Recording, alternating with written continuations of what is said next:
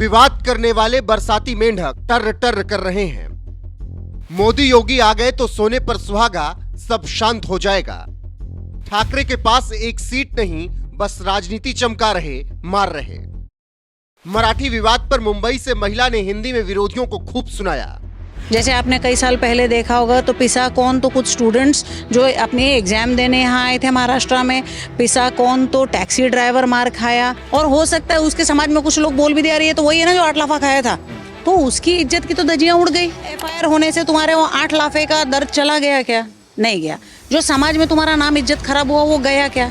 अब ये बोला गया कि मारो और वीडियो मत बनाओ। आज जिस रिक्शे वाले को मारा या जिस टैक्सी वाले को मारा, उनका टैक्सी तक तोड़ दिया गया था। तो उनका तो धंधा है, मतलब उनकी रोजी पे मारा गया, उनके पेट पे मारा गया है। कुछ नहीं होने वाला है। ये लोग कुछ भी कर ले, कितना भी चिल्ला ले, बरसाती मेंढक है, टटरा ले, कुछ नहीं होने वाला है। एक तो मोदी जी हैं और एक तो योगी जी बाबा भी दोनों है। अगर दोनों आगे तो और सोने पे सुहागा। देखिए, जो दो भाइयों को मिलाने का क्रेडिट जो आप देख रहे हैं, वो क्रेडिट सीधा और डायरेक्ट जाता है हमारे मुख्यमंत्री साहब देवेंद्र फडणवीस जी को। वो शेर खुद देवेंद्र फडणवीस है, जिसका डर है और जिसके वजह से ये सब जो है छोटे छोटे पार्टियां जो है आप देख रहे हैं आपस में जो है मिल रही है, मिलन कर रही है। नमस्कार, मैं सुमित तिवारी, NMF न्यूज में आप सभी का बहुत बहुत स्वागत है। मैं मुंबई में हूं। मुंबई से लगातार यहां से कवरेज कर आप तक पेश कर रहा हूं कि मुंबई में इन दिनों क्या चल रहा है।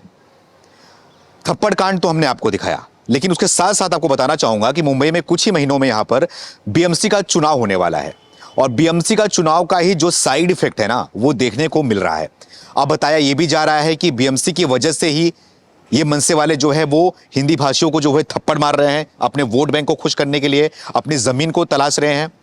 और ये भी कहा जा रहा है कि BMC चुनाव है, इसलिए तरह तरह की बातें भी निकल के आ रही है, इसलिए जो है वो राजनीति का जो है वो किया जा रहा है। और साथ साथ जो ठाकरे ब्रदर्स हैं, उद्धव ठाकरे और राज ठाकरे हैं, जो 20 साल के बाद एक मंच पर दिखाई दे रहे हैं, उसका भी यही असर है कि BMC चुनाव आने वाले समय पर यहां पर मुंबई में होने वाला है।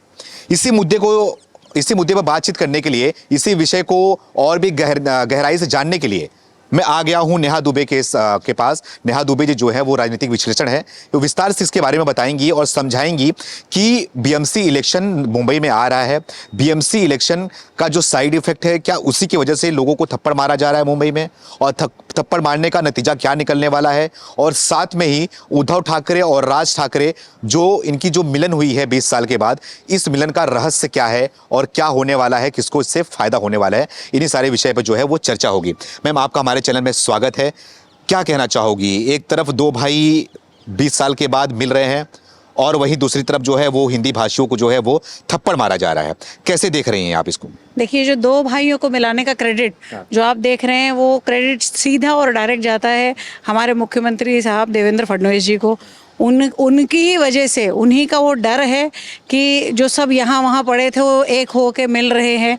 आपने वो कहावत सुनी है ना, जब एक कहावत है, मैं किसी के ऊपर पर्सनल नहीं बोल रही हूँ, ना कोई इसे पर्सनली ले, बट कहावत है कि जब नदी के इस पार शेर खड़ा रहता है तो आप नदी के उस पार देखेंगे गधा, कुत्ता, सुअर, बकरी सब एक साथ खड़े रहेंगे और उस पर टिटियाएंगे, क्योंकि उनको पता है कि उस तरफ शेर खड़ा है और शेर का डर है। वो शेर कौन है? और वो शेर खुद देवेंद्र फडणवीस है, जिसका डर है और जिसके वजह से ये सब जो है छोटे छोटे पार्टियां जो है आप देख रहे हैं आपस में जो है मिल रही है, मिलन कर रही है। लेकिन मिल रही है, मिलन तो कर रही है। 20 साल के बाद दो भाई एकजुट हो गए, आपके बोलने का मतलब है देवेंद्र फडणवीस की वजह से हुए हैं। लेकिन दूसरी तरफ एकजुट तो हो रहे हैं, ठीक है, एकजुट हो रहे हो आप प्यार बांट रहे हो, दो मिलना अच्छी बात है, जुड़ना अच्छी बात नहीं है, लेकिन उसके साथ साथ जो है वो थप्पड़ मारा जा रहा है, हिंदी भाषियों को थप्पड़ मारा जाए पकड़ पकड़ कर। मराठी अगर नहीं बोलने आ रहा है आपको, थप्पड़ मारा जा रहा है। क्या चल रहा है आपके मुंबई में? ये तो मैं देखती हूँ हर चुनाव में। मैं बचपन से, आज आप जानते होंगे, नहीं जानते हो तो आपके दर्शकों को बता दूं कि पिछले 100 साल से मेरा नाम नेहा सुरेश दुबे है, उत्तर भारतीय परिवार से है। मेरे परिवार पिछले 100 साल से नाला सोपारा में, खास करके महाराष्ट्र के नाला सोपारा में हम लोग यहाँ रहते आए हैं। तो हम लोग यहाँ के ही संस्कृति में, यहीं के इसमें रंगे हुए हैं और हम लोग हर बार देखते हैं कि हर चुनाव चुनाव के पहले ये हिंदी मराठी झगड़ा चालू हो जाता है, हर चुनाव के पहले। लेकिन इसमें क्या होता है कि राजनीतिक जो लोग हैं, जो लोग पॉलिटिशियन लोग हैं, वो ये मराठी और भैया झगड़ा लगाते हैं या झगड़ा कराते हैं या नेता जाके मारते हैं लोगों को, लेकिन इसमें पिसता कौन है?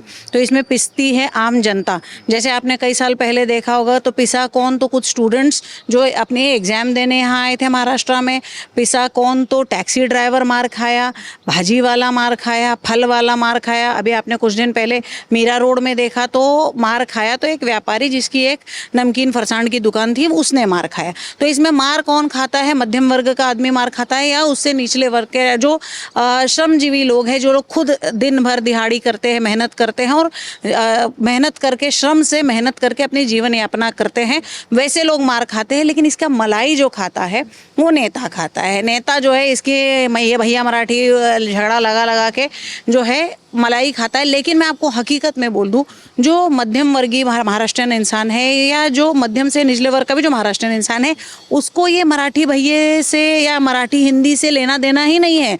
वो लोग तो आपस में प्यार से रहते हैं, आपस में उनका प्यार का बातचीत चलता है, सब चलता है, और तो उनको कोई इससे लेना देना नहीं। उल्टा मैं आपके चैनल के माध्यम से ये सभी को कहूँगी कि जितने उत्तर भारतीय हो, मारवाड़ी हो या अदर स्टेट के जितने भी लोग आए हो, चाहे वो मद्रासी हो, आसाम के हो, कोई भी हो, जो भी यहाँ पे व्यापार करने आप महाराष्ट्र में आए हो, चाहे आप जिस भी स्टेट में आप व्यापार करने जा रहे हो, तो उस स्टेट की भाषा आपको थोड़ी बहुत तो सीखनी चाहिए। इससे आपका ही व्यापार अच्छा होगा। ऐसा नहीं है कि नहीं सीखनी चाहिए। तो अगर आप देख रहे हो कि कोई आपके साथ मारामारी करने के इंटेंशन से ही आ रहा है, तो आप वहाँ से हट जाइए, हाथ जोड़ के जय श्री राम बोल के निकल जाइए।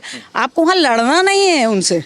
मेरा तो ये मानना है कि अगर आप व्यापार करने आए हैं तो प्यार से व्यापार करिए। व्यापारी की निशानी होती है कि दिमाग पे बर्फ और जबान में चीनी रख के काम करना होता है, तो बस आप वही करिए। लेकिन मैंने ऐसे ही कहा कि अगर कोई अभी जैसे मैं ही अगर खड़े होकर आपको बोल दूं मैं एक चांटा मार दूंगी, तो आप पहले अपना बचाव करोगे कि आप मुझे मारोगे? क्योंकि मेरा सिंपल कहना है, भाई आप व्यापार करने आए हो, आप यहाँ पैसा कमाने आए हो, अपने परिवार का जीवन यापन करने आए हो, तो आप आइए, चुपचाप नीचे मुंडे करके पैसा कमाइए और कोशिश करिए कि आप यहाँ की भाषा सीखें। क्योंकि देखिए, आप जिस स्टेट में हो उस स्टेट की थोड़ी बहुत भाषा तो आपको सीखनी चाहिए। उससे आपका ही व्यापार अच्छा होगा, आपका ही धंधा अच्छा होगा। तो वैसे ही जो है अचानक से लोग आके आपको थप्पड़ मारने रहे हैं, तो कैसे पता चलेगा? क्या करेगा आप लोग? भीड़ बचाव करोगे या फिर चुपचाप मार खा के सह लोगे? उसका कुछ जो है वो जवाब नहीं दिया देखिए, उसमें या तो एक यही होगा कि देखिए दुकान आपकी है। मैं मीरा रोड का एग्जाम्पल देती हूँ, मैं और कोई एग्जाम्पल नहीं देती हूँ। मीरा रोड में जो हुआ, वो बंदे की दुकान थी, उसके दुकान पे आके मारामारी हुई, एक एफआईआर हुआ लोगों पे। बाद में कई दिन तक मसला चला कि उनको अरेस्ट नहीं किया गया, अरेस्ट नहीं किया, लेकिन वो आदमी ने मार खाया। जो 8 थप्पड़ इतना फेमस हुआ, बड़े बड़े सारे चैनलों पे दिखाया गया, नेशनल चैनल पे प्लस महाराष्ट्र के चैनल पे, सारे चैनल्स पे दिखाया गया। वो आदमी को तो मार खाते हुए दिखा ना। आज उसकी पत्नी ने, उसके बच्चों ने, उसकी माँ ने, उसके रिश्तेदारों ने, सबने देखा होगा। और हो सकता है उसके समाज में कुछ लोग बोल भी दे रही है, तो वही है ना जो 8 लाफा खाया था, तो उसकी इज्जत की तो धज्जियां उड़ गई, बराबर की नहीं? मार तो खाया अलग, तो ये क्या एफआईआर होने से तुम्हारे वो 8 लाफे का दर्द चला गया क्या? नहीं गया। जो समाज में तुम्हारा नाम इज्जत खराब हुआ वो गया क्या? नहीं गया। तो मेरा यही कहना है कि अगर आप देख रहे हो कि कोई आप पे हमला करने आ रहा है, तो पहले तो आप वहां से हट जाइए, एफआईआर कर सकते हो आप। और उसके अलावा अगर बहुत ये है तो सबसे ज़्यादा ध्यान तो हमारे स्टेट के जो गवर्नमेंट है, स्टेट गवर्नमेंट जो है, उनको न्याय व्यवस्था संभालनी चाहिए। उनको देखना चाहिए कि ये सब चीज़ ना हो और कहीं नहीं हो। लेकिन उस पे भी ये होता है कि कहाँ तक आप जाके बचाओगे, कितना बचाओगे। और अभी तो नया बताया गया है कि आप मारो पर वीडियो मत बनाओ। राज ठाकरे ने खुल के बोला है कि मारिए पर वीडियो मत बनाइए। पहले ये बोला था कि मारो और वीडियो बनाओ, अब ये बोला गया है कि मारो और वीडियो मत बनाओ। तो मतलब इन शॉर्ट आप प्रेरणा दे रहे हो, मारो, अबेट कर रहे हो आप, या आप अबेटमेंट कर रहे हो कि आप मारो, तो वो भी गलत है। लेकिन जो देखिए न्याय यंत्रणा जिनके हाथ में है, उनको ये सब चीज़ को ताकत से लेना पड़ेगा। और मेरा सिंपल सिर्फ कहना है कि आज हम भी महाराष्ट्र में हैं, हमको तो अच्छे से मराठी आती है।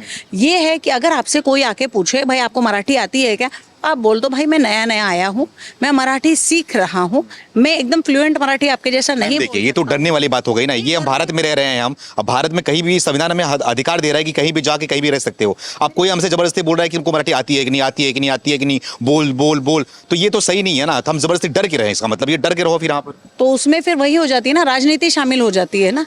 कैसा होता है, मेरा सिंपल सिर्फ कहना है कि या तो गवर्नमेंट जो है इसको कड़क तरीके से ले, जो अबेट कर रहा है उस पर भी गुना दाखिल करे, जो मार रहा है उन पर भी गुना दाखिल करे, लेकिन आप कितनों को करोगे? और यही चीज़ अगर आप देख रहे हो कि महाराष्ट्रियंस के साथ या उत्तर भारतीयों के साथ जो यहाँ पे हो रहा है, आज अपने बनारस में भी तो कितने लोग हैं, बिल्कुल महाराष्ट्र सारा हजारों की संख्या में वहाँ पे रहते हैं। यस अगर वहाँ लोगों ने बोला कि नहीं आप अवधी बोलो, आप हमारी भाषा बोलो, आप मराठी मत बोलो, तो ये फिर वो देश में दंगा हो जाएगा। एक चीज सबको ध्यान में रखनी चाहिए कि हम स्वतंत्र भारत में रह रहे हैं, और स्वतंत्र भारत में रहने की स्वतंत्रता हमको संविधान ने दी है, तो और हमारे फ्रीडम ऑफ स्पीच भी है हमारे पास। लेकिन इसका मतलब ये नहीं है कि आप हमारे फ्रीडम में आप ट्रेसपास करोगे और आप बोलोगे नहीं मराठी बोलो। हम मराठी का सम्मान करते हैं, मोदी जी ने मराठी को अभिजात भाषा का दर्जा दिया है, हम उसकी भी सम्मान करते हैं। खाली मेरा ये कहना है, आप नड़ जाओगे कि नहीं मैं तो मराठी बोलूंगा ही नहीं, वो गलत है। वो मत बोलिए ना, आप बोले हाँ मैं सीख रहा हूँ, मैं आपका जितने फ्लुएंट नहीं बोल रहा हूँ, मैं सीख रहा हूँ। लेकिन क्यों मैं बोल रही हूँ? क्योंकि आप व्यापार कर रहे हो। आज जिस रिक्शे वाले को मारा या जिस टैक्सी वाले को मारा, उनका टैक्सी तक तोड़ दिया गया था, तो उनका तो धंधा है, मतलब उनकी रोजी पे मारा गया, उनके पेट पे मारा गया है, तो उनका तो धंधा नुकसान चौपट कर दिया। तो मेरा बस यही कहना है कि आपका धंधा है, आपका हाथ दबा है, तो आप शांति से रहिए, है कि नहीं? ठीक है, आने वाले समय में बीएमसी चुनाव भी है कुछ ही महीनों में, तो क्या कहना है कि ये बीएमसी चुनाव को देखते हुए किया जा रहा है, और बीएमसी चुनाव में इसका क्या नतीजा आने वाला है? थप्पड़ मारने के बाद क्या लग रहा है कि जो इनके मनसे के जो वोटर जो है उनके पास आने वाले हैं, क्योंकि दो भाई अब एकजुट हो गए हैं, तो उसका नुकसान किसको है और फायदा किसको? देखिए, वो लोग मराठी और हिंदी भाषी का जो झगड़ा लगाए हैं वो हर चुनाव के पहले करते हैं, और इस बार भी उन्होंने यही किया, क्योंकि अभी विधायक तो एक भी तो चुन के आए नहीं उनके पार्टी के, तो वो सोच रहे हैं कि भाई किसी के साथ सम्मिलित हो जाए तो शायद एक दो नगर सेवक तो हमारे चुन के आ जाए, वो कर रहे हैं। लेकिन मैं आपको बताती हूँ, जो स्टाइल वो ले रहे हैं, अभी वोटर्स भी समझदार हो गए हैं। आपने सीधे सीधे देखा कि 132 नालासोपारा विधानसभा में जो वेदांता कांड हुआ था, वो भी डराने का टैक्टिक्स किया गया था, डराने, लेकिन हुआ क्या, रिजल्ट क्या आया? एकदम विपरीत आया। विनोद तावड़े वाले की बात, जी, विनोद तावड़े वाले केस की बात कर रही हूँ कि रिजल्ट क्या आया, तो एकदम विपरीत रिजल्ट आया कि जो मार खाया वो पक्ष जीत गया। तो ये हो सकता है कि आप डर का, आप आतंक का कोशिश कर रहे हो, लेकिन उससे हो सकता है रिजल्ट। देखिए क्या होता है, हर बार जो सोचे, जो प्लान करे, वही जरूरी नहीं है कि वो एग्जीक्यूट हो। आपके बोलने का मतलब क्या है कि जो जनता जो मार खा रही है वो इसका जवाब जो है वोट के तहत देगी? हाँ, ऑब्वियसली वोट के तहत ही देगी, और जनता बहुत समझदार है। और ऐसा नहीं है कि महाराष्ट्र में एब्सोल्यूट महाराष्ट्रियंस लोग ही रह रहे हैं या मराठी लोग ही रह रहे हैं, अदर स्टेट के भी आए हुए बहुत सारे लोग रह रहे हैं, तो उन लोग भी तो वोटर्स हैं, तो वो लोग भी तो अपना जवाब देंगे। और उल्टा अगर आप मराठी या हिंदी करोगे तो ऑब्वियसली वो आपको तो वोट नहीं देंगे, किसी और पार्टी को दे देंगे, लेकिन आपको नहीं देंगे। तो दोनों भाई का जो मिलन हो रहा है, इससे क्या फायदा होने वाला है? बीएमसी चुनाव में कुछ नतीजा लग रहा है कि ये 20 साल के बाद जो ठाकरे ब्रदर्स जो एकजुट हुए हैं और बड़ी बड़ी बातें भी मन से किए हुए हैं, तो फायदा इससे नजर आ रहा है कि इस बार बीएमसी में जो है वो जो दबदबा जो है वो शिवसेना के पास ही रहने वाला है? कुछ नहीं होने वाला है, सब कुछ भी कर ले, जो हमारे बाबा आएंगे बनारस से और जब वो अपना डमरू चलाएंगे तो सारे चारों खाने चित्त हो जाएंगे। अच्छा। तो कुछ नहीं होने वाला है, ये लोग कुछ भी कर ले, कितना भी चिल्ला ले, बरसाती मेंढक है टटरा ले, कुछ नहीं होने वाला है। जो होगा रिजल्ट सबके सामने होगा और बहुत ही पॉजिटिव होगा। बाबा कौन से बाबा की बात कर रहे हो? एक दो बाबा है। कौन बाबा है? एक तो मोदी जी हैं और एक तो योगी जी बाबा भी हैं। दोनों है। अगर दोनों आगे तो और सोने पे सुहागा। अच्छा, और क्या मुद्दे हैं बीएमसी चुनाव के जो है मुंबई में? क्या मुद्दे हैं, क्या होने वाला है यहाँ पर? डेवलपमेंट ये सबसे बड़ा मुद्दा है, और आप देख रहे हो इतने टाइम से कितना डेवलपमेंट हो रहा है। आज कोस्टल लाइन को लेके डेवलपमेंट हो रहा है, रोड्स को हो रहा है, ब्रिजेस को हो रहा है, मेट्रो को हो रहा है, जितने सारे आप देख रहे हो, मैक्सिमम मतलब चारों तरफ अगर आप देखोगे तो डेवलपमेंट के नाम पे धुआं कर दिया है। मतलब इतना खूबसूरत, मतलब जो उनका प्लान है अगर उस हिसाब से चला है, समृद्धि महामार्ग देख लीजिए या कोई भी रास्ता देख लीजिए, हर एक चीज़ मतलब बिना सोचे हुए आप इमेजिन नहीं कर सकते हो, उससे ज़्यादा का डेवलपमेंट का चल रहा है प्लानिंग। इतने सालों से चुनाव क्यों नहीं हुआ? क्यों रोके रखा गया था बीएमसी चुनाव पे? अरे कोविड ही आ रहा था ना, बार बार तो कोविड हो रहा था, वही प्रॉब्लम हो रहा था।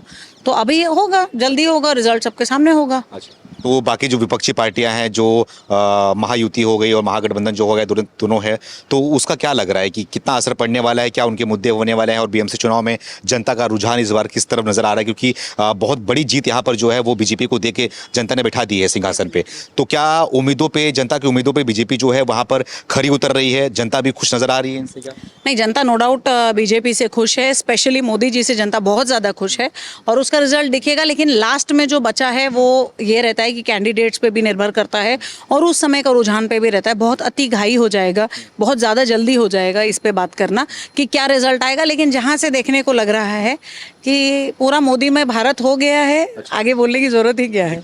सवाल तो ये भी उठाते हैं ना कि मोदी के नाम पे कितना चुनाव जीतोगे आप। इस विधानसभा तो जिता दिया, क्या अभी जो लोकसभा जो ये निचले स्तर का चुनाव है, बीएमसी चुनाव है, नगर सेवक का चुनाव है, तो इसमें भी क्या मोदी जी आने वाले हैं प्रचार करने के लिए, उन्हीं के नाम पे जीतेंगे? नहीं, कैसा है डेवलपमेंट जो है, मोदी जी का जो डेवलपमेंट है और मोदी जी के नाम पे एक विश्वास हो गया है लोगों को, और वही विश्वास जो है देवेंद्र जी ने भी कंटिन्यू किया है महाराष्ट्र में। तो जहाँ पे देवेंद्र जी चले जाए तो मतलब वहाँ तो होने ही वाला है जीत, वहाँ पे नरेंद्र एक तरह देवेंद्र यस डेफिनेटली, और वहाँ तो जीत होने ही वाला है। होने वाला। आखिरी में जनता को क्या कहना चाहोगे, क्या देना चाहोगे? बस यही कहूंगी कि आपस में झगड़ा मत करिए, चाहे हिंदी भाषी हो चाहे मराठी भाषी हो। जो मध्यम परिवार के लोग हैं, जो व्यापारी वर्ग परिवार के लोग हैं, वो लोग नहीं चाहते मराठी भैया झगड़ा हो या मराठी हिंदी झगड़ा हो। ये नेताओं की रची हुई चाल है, आप उस चाल में ना आए। खास करके व्यापारियों को बोलूंगी, इसमें आपका निजी नुकसान होगा। एक एफआईआर करने से आपका निजी नुकसान कोई भर के देने वाला है नहीं। तो कृपया करके झगड़ा ना करें, शांति से अमल बना के आपस में प्यार से रहे, बस यही कहूँगी। और अगर आपने देखा कि अगर आपके पास कोई पागल कुत्ता आपको काटने आ रहा है तो वहाँ से हट जाइए, कुत्ते को मौका मत दीजिए काटने का। बहुत बहुत धन्यवाद बात करने के लिए। तुम्हारे साथ में नेहा जी थी। सारे सवाल का जवाब इन्होंने बड़ी ही बेबाकी से दिया और आपको समझाने की कोशिश भी करी कि जो ये सब मुंबई के अंदर किया जा रहा है, इसका साइड इफेक्ट क्या है, क्यों किया जा रहा है, क्या वजह है और आने वाले समय में जो है वो क्या नतीजा इसका निकल कर आने वाला है। आप भी अपने राय को कमेंट करके हमें ज़रूर बताएं। तब तक हम मिलेंगे दूसरे वीडियो के साथ, तब तक के लिए धन्यवाद।